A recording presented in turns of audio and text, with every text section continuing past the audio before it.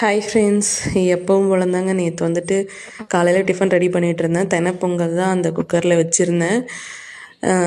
Cooker 2 whistle வரைக்குமே நல்லா தாங்க வந்துச்சு. 3வது விசில் அப்போ தான் என்ன ஆச்சுன்னு தெரில, திடீர்னு ரொம்ப ஒரு சவுண்டு மாதிரி வந்து படார்னு தூக்கி அடித்து வெடித்து அப்படியே பிளாஸ்ட் ஆகிடுச்சு.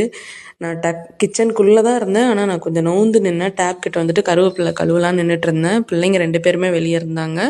அவரும் வண்டிக்கு போயிருந்தார். மத்தியானம் கிட்ட தான் வந்தார். ஸோ யாருக்கும் எதுவும் ஆகலை.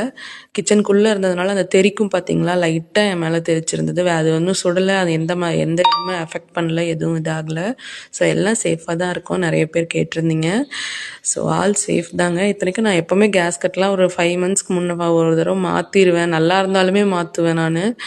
பட் என்னாச்சுன்னு தெரில, நேற்று அந்த மாதிரி ஒரு இன்சிடெண்ட் நடந்துருச்சு. ஸோ இப்போ வந்து எல்லாருமே சேஃப் தான். இன்றைக்கி பாப்பாவுக்கு வந்து இன்றைக்கி தான் கொஞ்சம் காய்ச்சல் விட்டுருந்தது. ஸோ இன்றைக்கி ஸ்கூலுக்கு அனுப்பலான்ட்டு காலையில் வந்து எல்லாமே டிஃபன்லாம் ரெடி பண்ணி அமுச்சிட்டு, அவருக்கு லஞ்சுக்கு பார்த்திங்கன்னா இன்றைக்கி பீக்கங்காய் கடைஞ்சிருந்தேன். ஸோ ஒயிட் ரைஸு, பீக்கங்காய் கடைஞ்சது, அவரைக்காய் பொரியல் மட்டும் எக்ஸ்ட்ரா செஞ்சுருந்தேன்.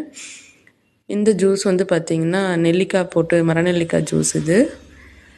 Thank you friends.